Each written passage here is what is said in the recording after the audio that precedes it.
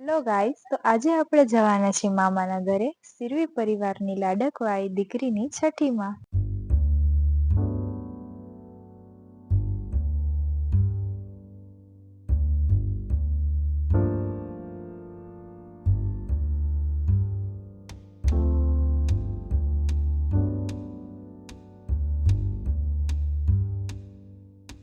પરિવારની લાડકવાઈ દીકરીની છઠ્ઠી.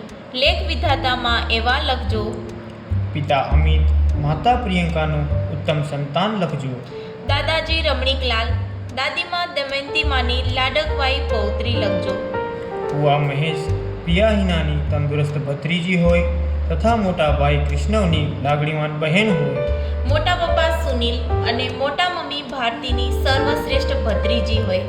નાની માં અમૃતબેન નાના રમેશભાઈની લાડકવાઈ દોહિત્રી હોય.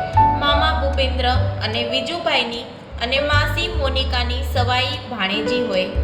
એવા ધોળુ કુળની ભાણેજીના મોગેરા માન હોય. કુટુંબની શાન હોય, વિવેક એમના ખાસ હોય.